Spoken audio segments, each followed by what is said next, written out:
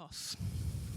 So just briefly on the Women's Majlis series, this is an informal initiative which was launched by my colleagues in the American and Australian embassies several years ago here in Abu Dhabi.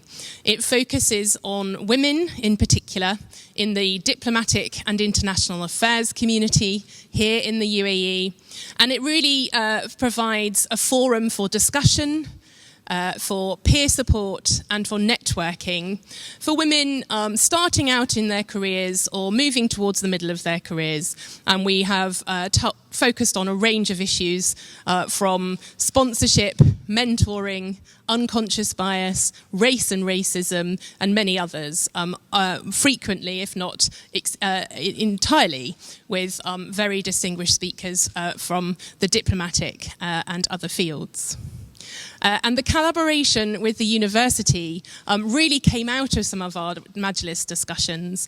Many of those have focused on some of the specific challenges facing women as they start their careers, as they develop their careers, and some of the specific opportunities available to women too as they do that. And in partnership with the fantastic team here, we thought that focusing on the transition between expert student and career beginnings would be a useful focus for this particular collaboration. So we are very much looking forward to that. Thirdly, our speakers. Typically, we are blessed with three, I beg your pardon, fantastic panelists. So I'm going to introduce them very briefly, but I'm not going to take you through their long and impressive biogs in full detail because that would take too long. Firstly, delighted to welcome Her Excellency Francisca Elizabeth Mendez Escobar. She is the Mexican ambassador here in the United Arab Emirates, and she is a distinguished diplomat and author, and has worked on and in a range of countries, I think, across the EU and the European Union, Latin America and the Caribbean. So welcome, Excellency. Thank you. Thank you. Second, Excellency Noaf Tahlak, who is joining us virtually. She, alongside being both a former student and a current instructor at the university, is the Chief Executive and Chair in Office of the Dubai Culture and Arts Authority. So welcome, Noaf. And Thank finally, you very much. Nice to see you. Can you hear us well? Excellent. Yes, I do. Fantastic. And last but certainly not least is Professor Yolanda Spies. I think I'm pronouncing that right. Who is both a distinguished diplomat for South Africa, but also an associate professor here in the Faculty of Humanities and Social Sciences. So that's it from me. I'm going to hand over to my colleague Julie, who is the Deputy Australian Ambassador. I'm not going to say too much about Julie, but I will say that she's also extremely experienced and has served in London and as a lawyer, both for the Australian government, but also in private practice in the past. So welcome, thank you all, and I look forward to a really exciting and stimulating discussion. Thank you so much, Sophia, for your warm and welcoming introduction today. Ramadan Mubarak to colleagues who are joining us in the room and also in lots of different locations around this beautiful country. We will be having a discussion with our distinguished panel now, but I do invite you as the audience to send us any questions that you would like to put to the panel as we move through the discussion. And in doing that, can I ask you please to use the Q&A function, not the chat function. So we look forward to receiving your questions.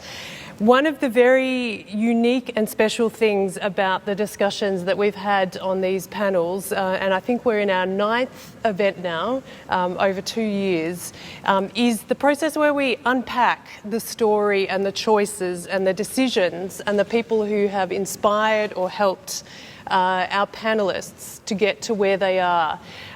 So one thing we look forward to doing today is hearing about your stories and how you've ended up where you are. But every journey has a beginning, and I would like to start by asking our panellists, and perhaps if we start with you, Ambassador, what did you want to be when you grow up, and how did that change throughout your school years? Please. Good afternoon for the audience. Good afternoon for all the team that support this important Majlis. Congratulations to the Embassy of the United States, United Kingdom, Canada, Australia, for this great initiative that have already 2 years, if I understood well. And this Women Majlis in partnership with the Zayed University, which it's amazing. You did very well this work. I think it's a very good opportunity for the audience to listen to the stories of the women diplomats and all the women about this issue. So also, congratulations for my colleagues, Dr. Yolanda, Dr. Noaf. It's a great pleasure to share this panel with you. Well, answering your questions, yes. Julie. Well, it's difficult to say the things that mark the story of my thoughts about the diplomacy. Maybe there are 3 things that come off my mind. I remembered when I was small, I was 6 years old. My grandmother used to travel a lot, and she sent us postcards of many parts of the world. And I remember myself to watching these postals, and I said, well, it's fantastic. There are a lot of places in the world that we can travel. And I inspired the desire of me to know other cultures, to travel around the world. And it was in my mind at that time. And then I remember that I wanted to study medicine. Because when I was small, I was 4 years old, I was operated 4 times, at least at that time. So I had contact with so many doctors, and I realized that it was a very human, let's say, work. And I was growing with this idea to work as a doctor. But when I was in the high school, I have a very good teachers of history. So I moved my desires from the medicine to social and history studies. And I say, well, if I like to travel a lot, maybe I studied, I can study international relations. So when I come to the university, I started to study international relations, even though if I don't have the idea to be a diplomat, because at that time, I don't know why, I saw the diplomat as so far from my life.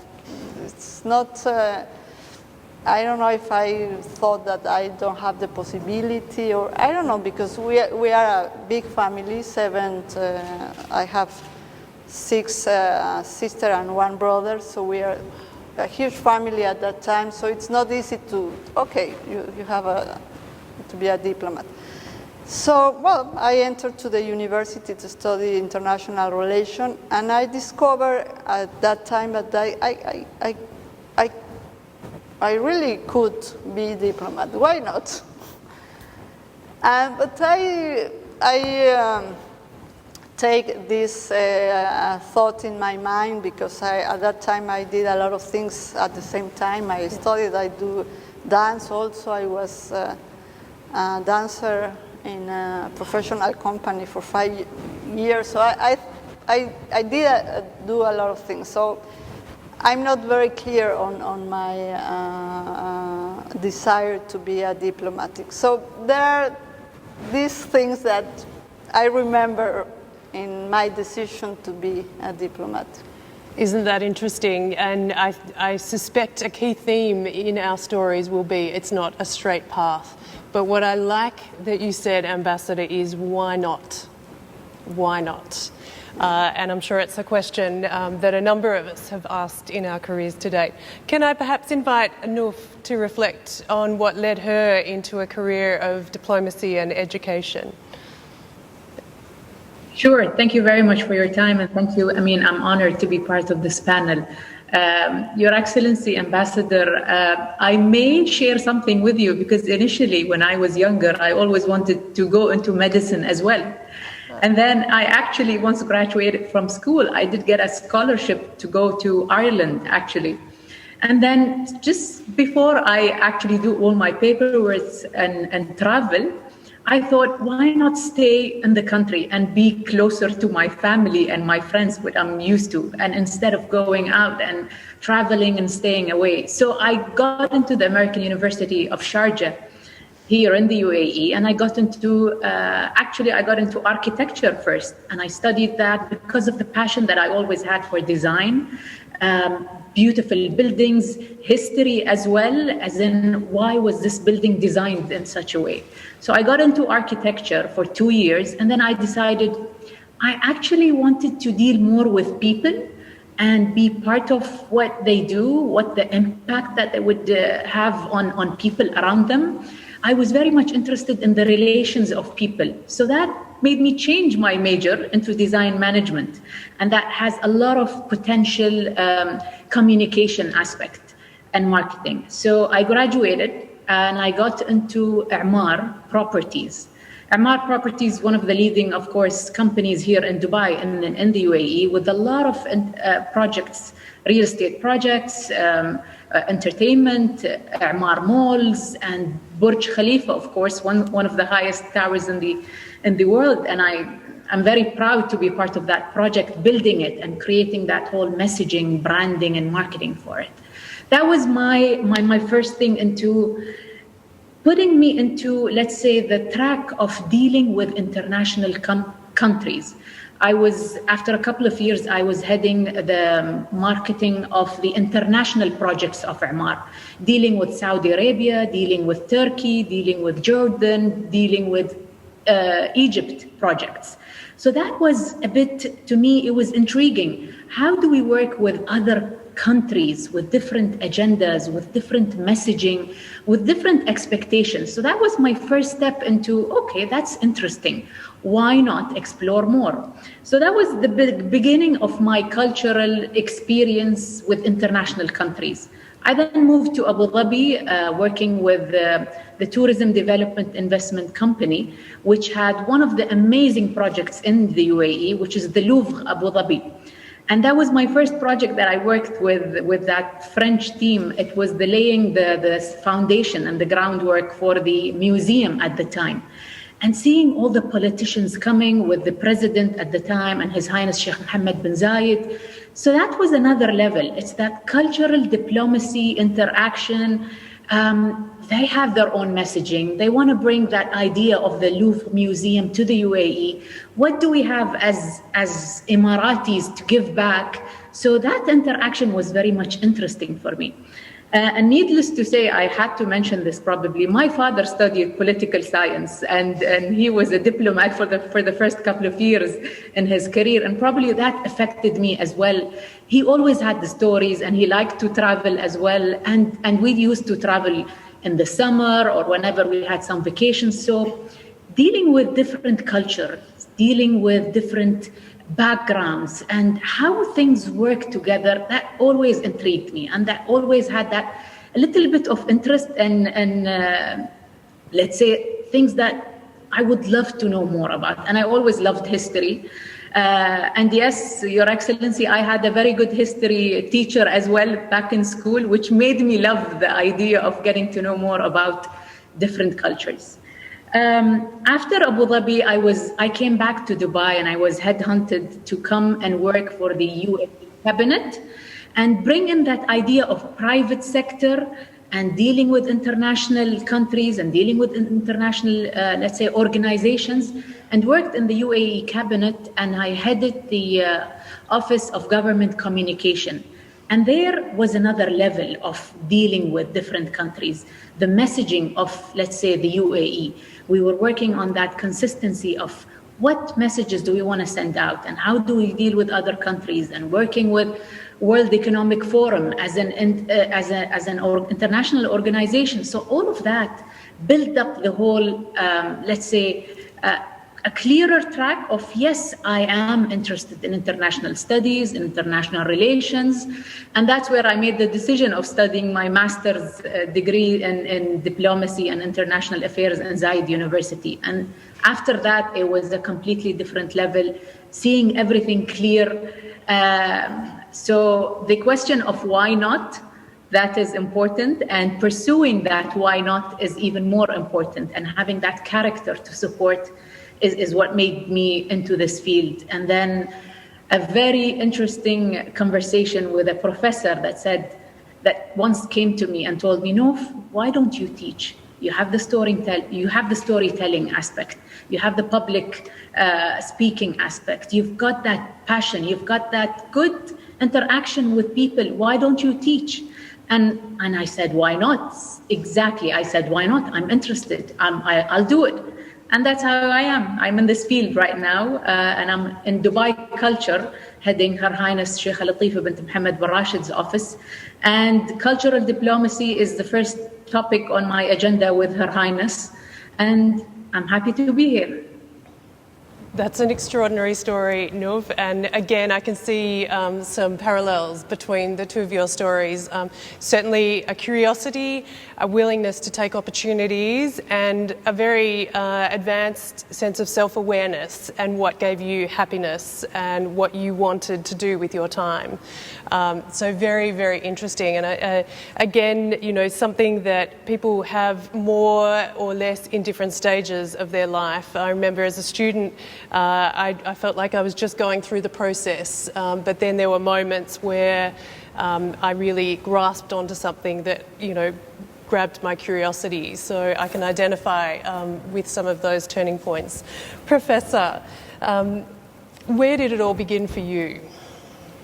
It's lovely to be with you. It's lovely to be with Your Excellency the Ambassador and with my colleague, Noaf. So I wear two hats because I've had two distinct careers. The first as a diplomat, and after that as an academic. And I think I always unconsciously actually wanted to be a teacher, because when I was just 6 years old, I was trying to teach my younger brother and sister, designed classes for them, gave them homework, but they were very disappointing students. They were always running away from me. So I think I abandoned that career choice. But seriously, I always wanted to be a diplomat growing up, and I eventually received a government study grant to study international relations, became a South African diplomat, had wonderful adventures, and really, in my own mind, did very well until the age of 32, when I got married to a colleague. And within weeks of our getting married, he was appointed as ambassador to South Korea. And because of our legal bureaucratic system, I was not allowed to work with him in the same embassy. And we had to take a choice. I was either going to take a diplomatic position in a different country or stay back in South Africa, because I was already on the cusp of becoming an ambassador myself, or I was going to sacrifice that and stay with my newly wedded husband for 4 years in Korea. I chose to stay with my husband, and as I mentioned to you, Julie, when we had a conversation earlier, it was a humbling experience, because for 4 years I was treated as the plus one, the add-on, the spouse, the person who was not really taken seriously in that relationship by the outside world. My husband, my biggest supporter, said to me, "You can do this. This is just another challenge in your life." I spent those 4 years studying, eventually doing my doctoral studies, and realized that I had a passion for teaching diplomacy, even more than practicing diplomacy. And that's exactly what I did. As from then I became a lecturer in diplomacy. I relished the idea of still being in the world of diplomacy, but now helping the new generation to pursue a career that I did for 18 years and that I'm happily still teaching, even if I'm not practicing it.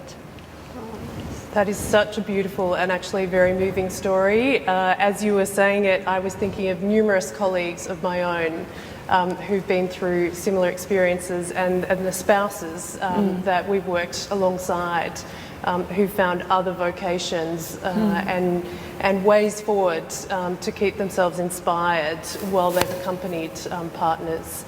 Actually, would love to come back to you, Professor, to touch more on passion and confidence and the energy that is required, because I think it's fair to say that diplomacy, whether you're an educator or a practitioner for a government, is a lifestyle, not just a 9-to-5 job that has implications for families, whether it's caring responsibilities for older people, whether it's with partners, with children. Everybody has their story. How have you seen your female colleagues in particular sort of maintain their confidence at different stages of their career? And do you have any advice for some of our younger and aspiring diplomats in our audience today on that? We've often touched on this theme in our panel discussions because I think there's many colleagues who've had periods in their careers where it hasn't been that straightforward. Where to next? People sometimes doubt themselves. We hear about the imposter syndrome.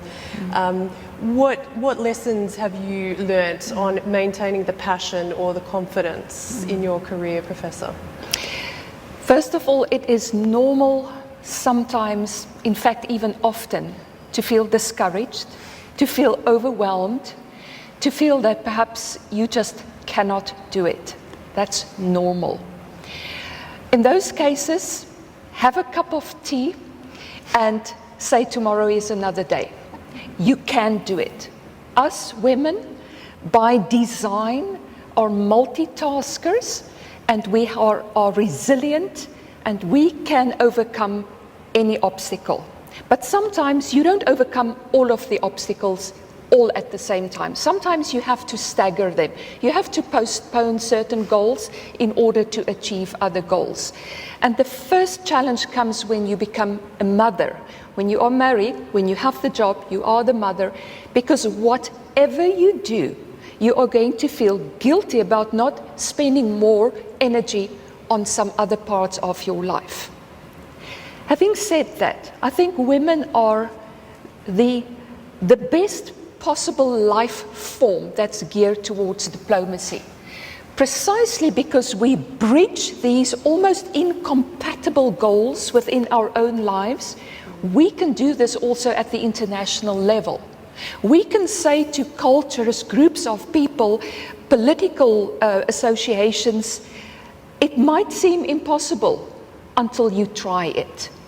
And we are the ultimate communicators, the ultimate pragmatic bridgers of schisms between our own families, between our own careers, between international entities. So for me, I draw strength from my own sense of weakness, which I have experienced is actually my greatest strength. That is beautiful. Ambassador, can we ask you about your observations? Thank you, Julia, and thank you for the comments from the Dr. Yolanda. She has right in all that she said. No, well, in my case, Julia, as I told you, I have this experience to be a dancer, and I always, when I was a dancer, I always thought the dancer is not a profession. It's a project life. It's your life. It's not only a one part of your life. And the diplomacy is almost the same. It's not as any profession. You have to involve into in your life, in your profession. So it's a kind of project of life.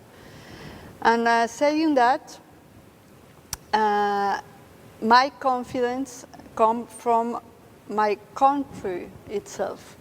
It's so powerful to be a representative of your country.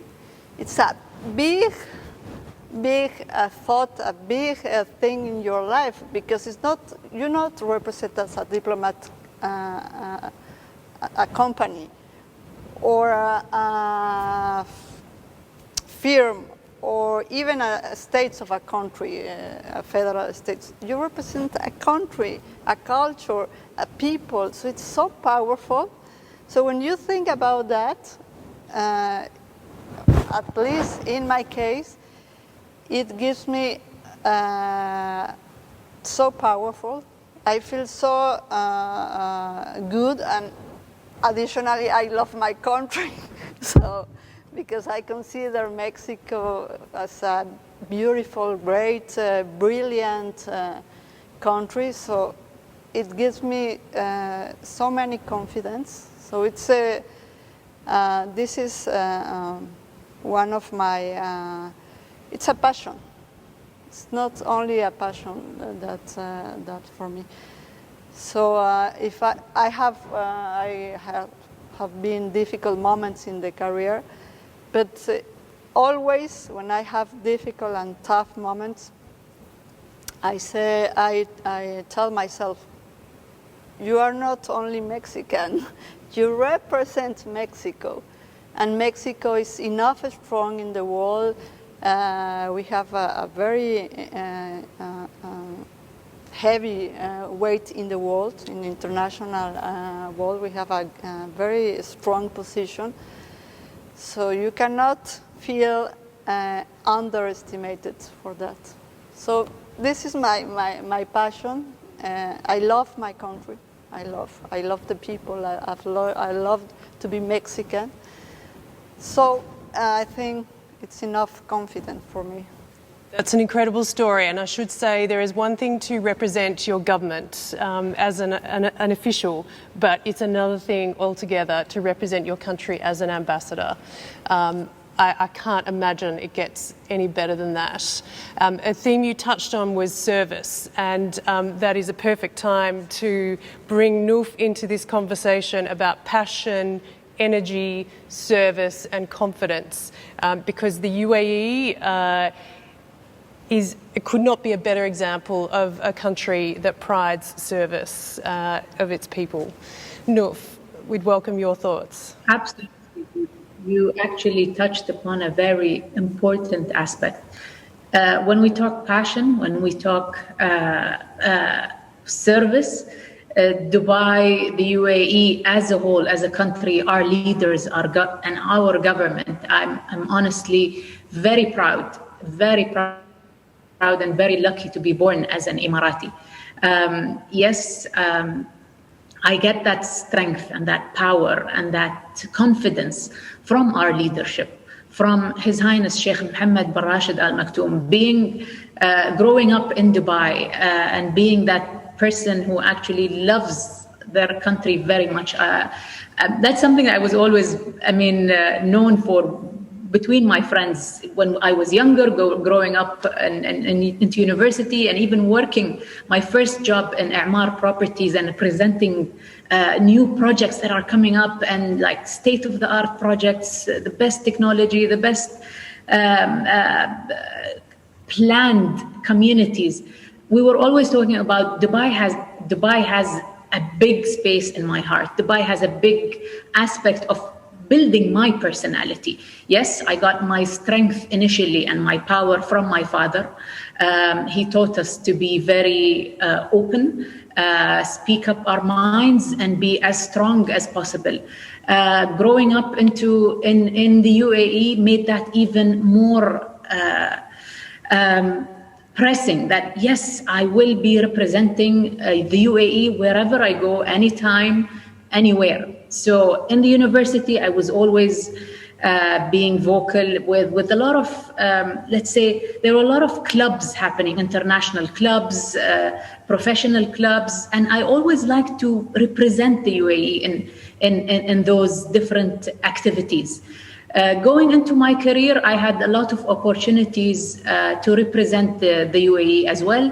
whether in leadership courses, whether it was in training courses and workshops that were ongoing with a lot of other entities or countries as well. Throughout my career, I was very lucky as well to be part of a special program, which was a Women Leadership Exchange Program. It was the first leadership program that was done between two countries. It was between the UAE and Sweden. And that exchange program made us very close.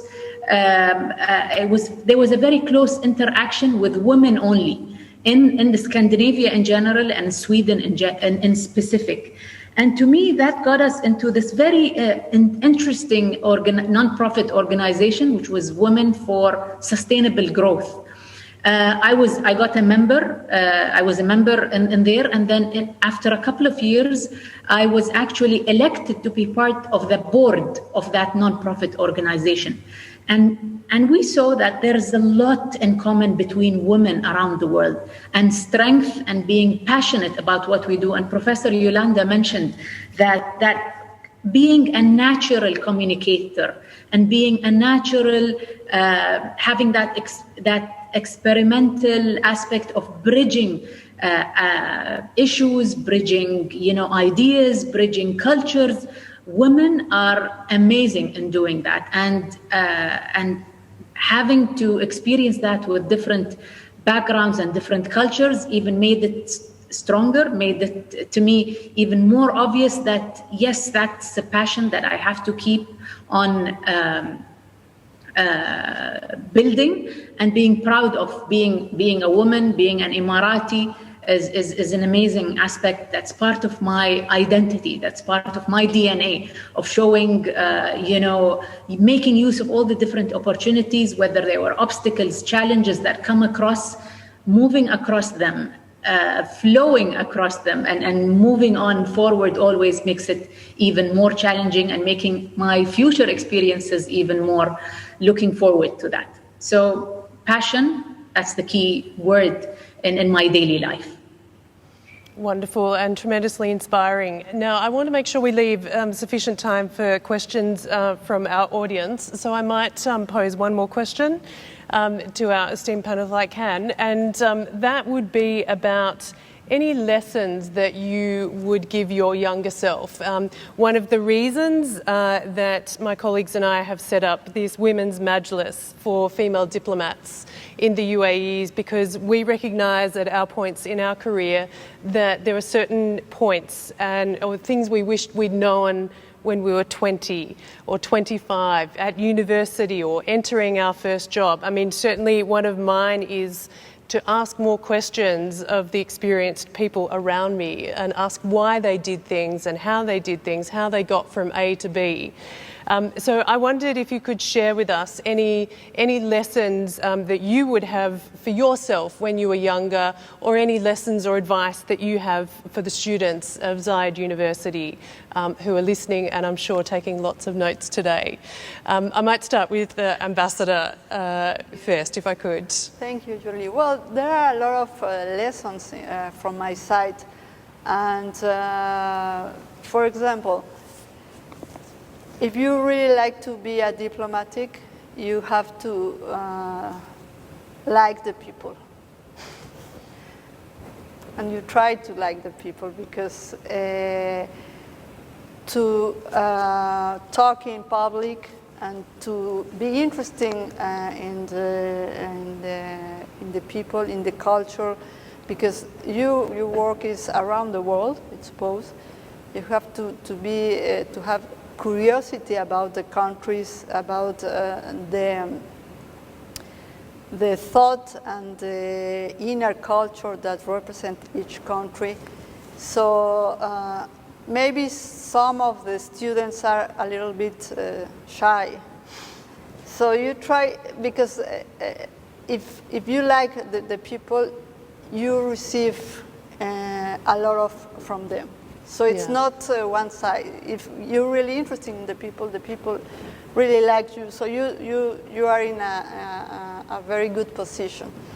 The other thing, and I tell also the Mexican students for the diplomacy, we think that the diplomacy is to study, to write a very good essays about political issues. Yeah, it's one small part to be diplomatic.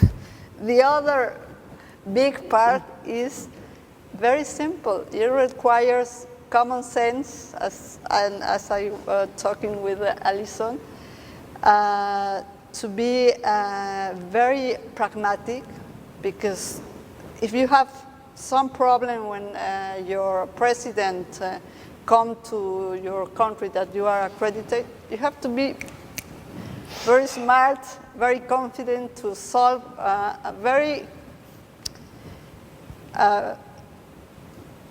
common problems. It's not about high protocol. No, it's about life. It's about very pragmatic things. As Dr. Yolanda said before, the women have a lot of skill to be very practical, because they have to resolve at the same time all different aspects of the life. So it's a very, very simple of that. And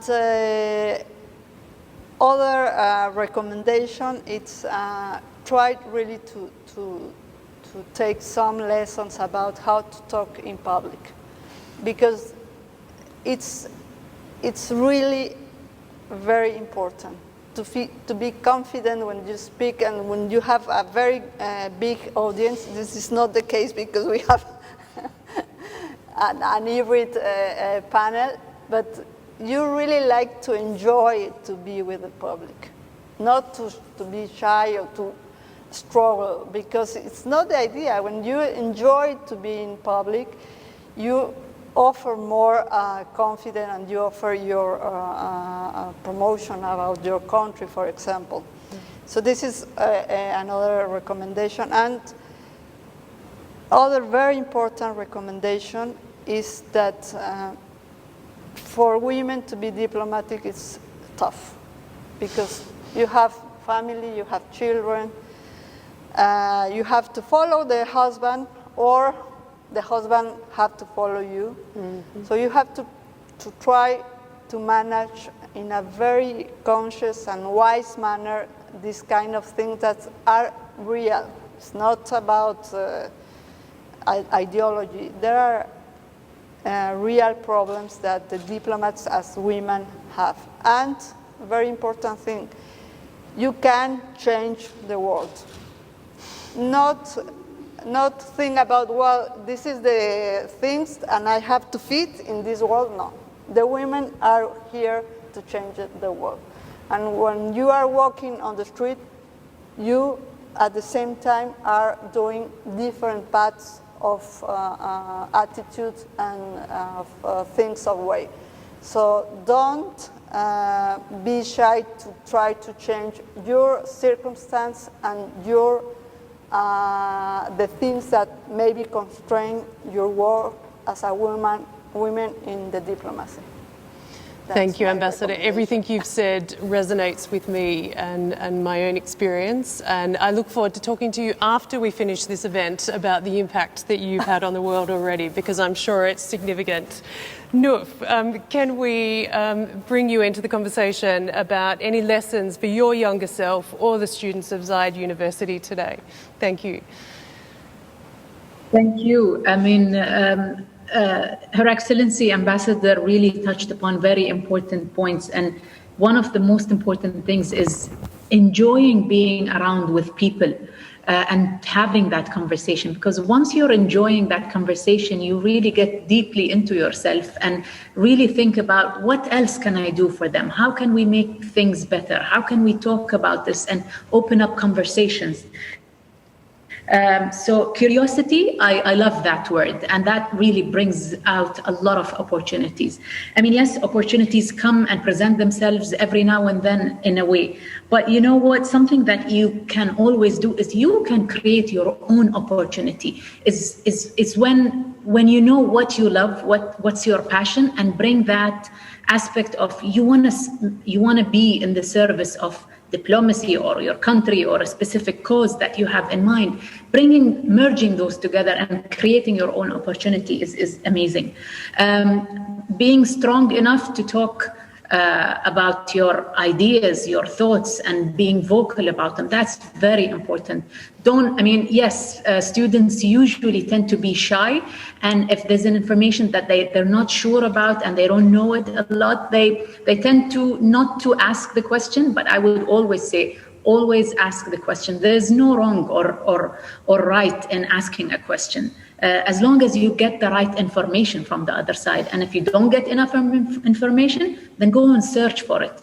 Look for the answer. Look for the passion that you want to get to. So it's very important that people really pursue what they love and what they have in mind, and follow their hearts as well, because one of the most important and very beautiful things in a woman as well is following her instinct, and always it gets right, and we always get to the right point. So that's simply it, what I will always say. Thank you, Noaf. Definitely following your instincts. Life has some twists and turns that you can never predict or plan for, which always requires some common sense solutions. Professor, I'm sure you have a wealth of advice for our students. I will share two. Yeah. Just two of them. Yeah. The first one is that you need to be authentic. We very often try to be everything for everybody, and then we fail miserably. It's impossible. On the one side, when you are a diplomat, you represent a complex society with achievements, but also with challenges. But operating as an individual diplomat, or as an individual anywhere, you have to be true to yourself. That's the only way other people will trust you, is when you don't try to be something that is impossible. They have to relate to you as a human being. And that brings me to a second piece of advice that I would have given my young self. But that's particular to my personality, because I am very confident and I'm very opinionated, right? So to my personality type, I would have said, you have 2 ears and 1 mouth. Use them in that proportion. Listen more than you speak. Because that reminds me of something that I learned only recently.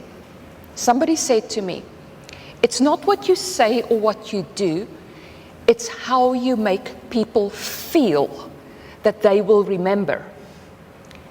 And in order to know how you're making people feel, you have to understand how they feel. Listen to them.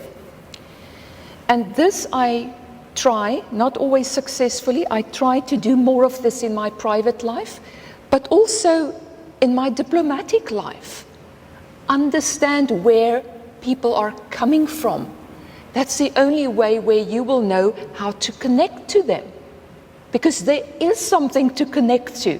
You just have to listen and find it. That's incredibly powerful, and diplomacy is, in the end, about connections between people. And I think what we're hearing is that there are lessons at every stage of your career. You can't know it all in your 20s, 30s, or even 40s. The lessons keep coming, which is what makes diplomacy such an energising and inspiring career choice. Now, I'm so pleased that we have some questions from our audience. It's amazing what we can achieve even in these times. So I'd very much like to invite my colleague Allison from the US Embassy to join us on stage with some questions for the panel.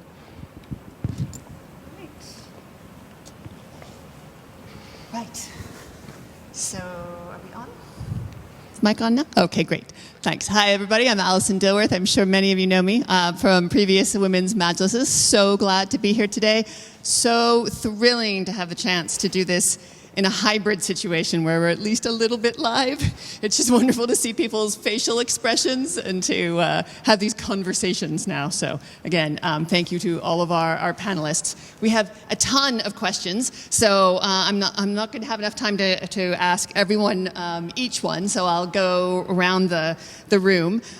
So I think I'll start this one with Professor Yolanda, because I think it's one that you have experience with. We had a question from our audience on recommendations for those who love diplomacy, who love the idea of it, but for various reasons, family reasons, career reasons, cannot travel. What is your advice for those people to stay engaged in the field? Diplomacy can be done, well, it starts in your own family, right? Diplomacy, that art of representation, communication, that can be done anywhere. And at this moment in time, diplomacy is more practiced, it is more studied, and it is more taught than ever before. Take my own example. I teach diplomacy, which allows me to stay in one place without having to travel the world, but I can do it where I am. But you can be a diplomat working for a non-governmental organization. You can work for a company. We have now, in various master's programs all over the world, representatives from Facebook and Google studying diplomacy. So my advice is study it and you will be able to work in so many places. That's a brilliant response, and I think you're right. I think diplomacy is necessary in the world in every aspect of everything we do. Noaf, let me turn to you and ask our next question, which is really about timing. A student asked, do you have to start diplomacy as a career at a young age, or is it something that you can come into as a second career in your middle age? Thank you for the question. I would definitely say diplomacy doesn't have a specific time. You can always come to it whenever is the right time for you. I started my career in design and marketing and communication, and then 15 years later, I went into diplomacy. I studied diplomacy, and now I'm partly teaching it and experiencing it. So no, time is not an issue at any time. You can always study and add on new aspects in life and careers at any point. And diplomacy does need different careers. It's not purely that I have to study political science or international relations in order for me to get into this field. You can always have all the different, and you need the different backgrounds in diplomacy, I believe. Could not agree more. Thank you. In fact, it's something that Sophia and Julie and I have spoken about at great length. We all have very, very different undergraduate careers between us, from zoology to accountancy to international relations. So I think that is an absolutely brilliant answer, and I would wholeheartedly recommend that. Ambassador, a question for you. One of our students asked, so on all of the stories that we have talked about and all of the paths that we have taken, where do the men fit in? So how can our male colleagues, our spouses, our brothers help and support us in our journey? Well, thank you for this question. First of all, I think that maybe in the future, in the recent future, maybe we cannot think about men and women. We can think about society, because otherwise we fight all the time between us, and it's not the main way to resolve our gaps that we have in terms of opportunities. So I have to say that my husband, at the beginning of our careers, he worked in the United Nations system, and for so many years we were separated. he worked in a country and I work in another country. And it was tough because it's not easy. But now we changed the situation, and he is an international consulting, so we can share our careers. But and in that sense, he's one of my main supports, because he really gives me a lot of advices, and well, I appreciate a lot of his support. But well, it's my second husband, because I have the first. He followed me, and he didn't work at all, because he has to sacrifice his career in order to follow me.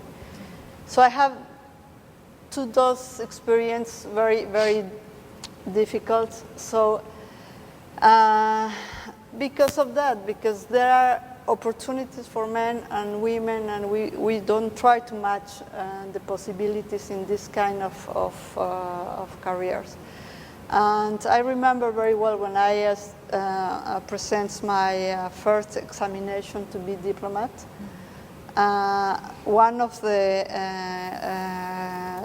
ambassadors that had an interview with me, he saw me, and I had the ring of my first spouse, and he told me, well, maybe you have in the future a difference between your personal and professional life, he told me. And I said, no, this is not about professional or personal life. It's about a project of life.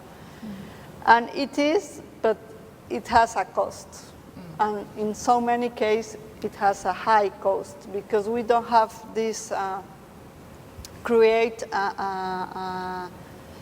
not yet, we don't have create good opportunities in this career. And it's still difficult. But as I told you before, please don't have this idea that we cannot change this circumstance. We really have to do it. And we have the responsibility and the obligation for the new generation to change this circumstance and difficulties in the life of women and male diplomats, because it's not only women. You have to follow, or they have to follow you. So, well, this is the idea. That's a brilliant answer. And I love the fact that both you and Professor Yolanda have spoken at various points today about that winding path, that you don't have to have this straight, very narrow path to becoming an ambassador or to becoming whatever your diplomatic career goals are. I know we've had a panelist on one of our previous Women's Majlis who said one of the best decisions you can make for your career if you want to get married is who your spouse will be, because they have to be that supportive person who will help you along the way, but you also have to realize that may mean your path winds. And sometimes you're going to go with your spouse, and sometimes they're going to go with you. And that's exactly how it should be. Right, one more question from our audience before I think we're getting towards the end of our time, and we'll need to wrap up. Let me ask Professor Yolanda this first.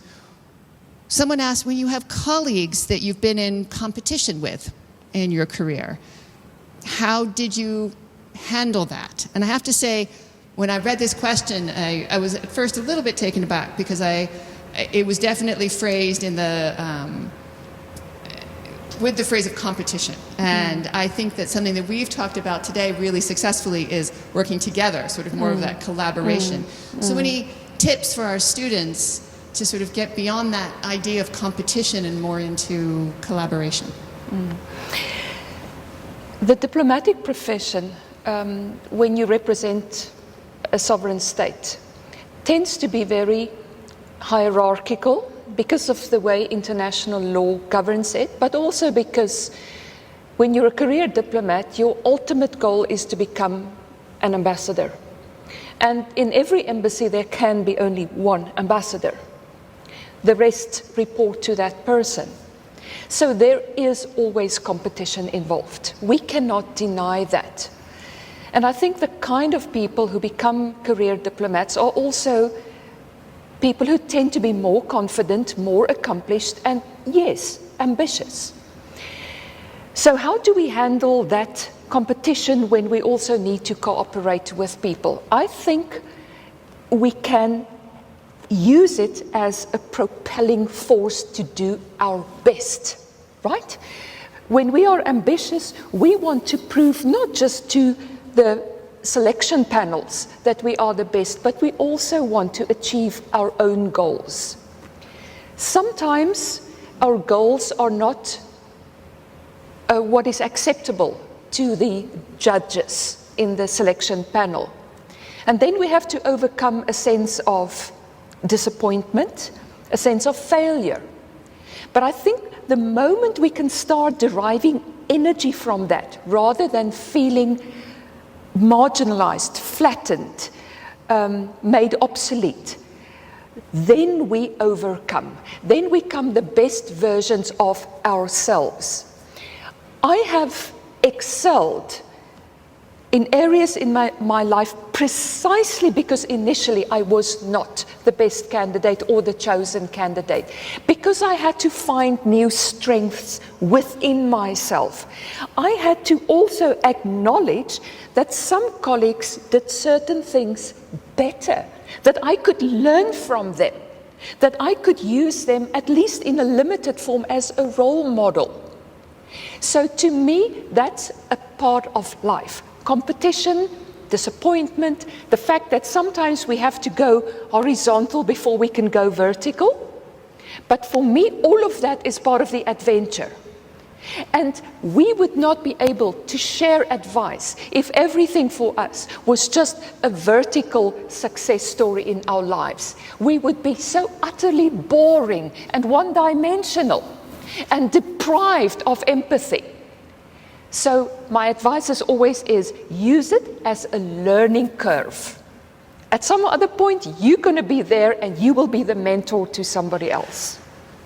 It's very clear that your path really was to be a professor. You do it so very well. Well, let me take this opportunity then to quickly thank our panelists and to wrap up with just a few thoughts on what we heard today. Things were said that were so brilliant. I wrote down as quickly as I could, but I just want to start by talking about the careers that our panelists did pursue and wanted to pursue, just so we can show our audience how very different your path can be when you're coming into diplomacy. So we had medicine, we had dance, we had architecture, marketing, communications, and education. And that was 3 women. So that's just an incredible sample of what the path can be in order to become a diplomat and an excellent, strong diplomat. So thank you, ladies, for sharing that.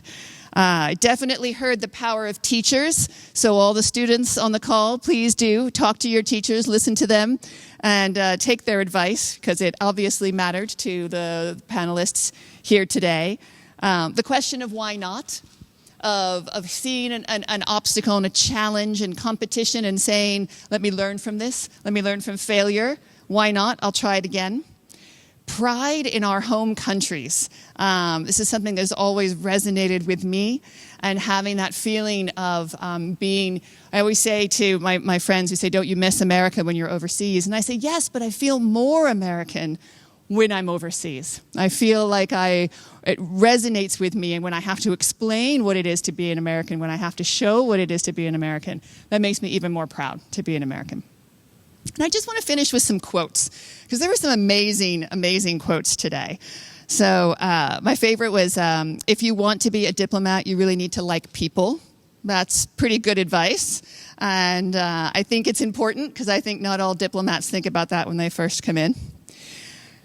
You don't have to overcome all of the obstacles on the same day.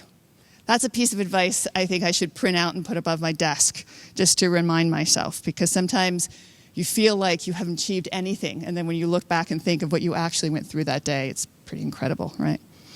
And then I think my absolute favorite of the entire session was, you can change the world, which is absolutely true and been evidenced by our 3 remarkable panelists today, because they have absolutely changed the world.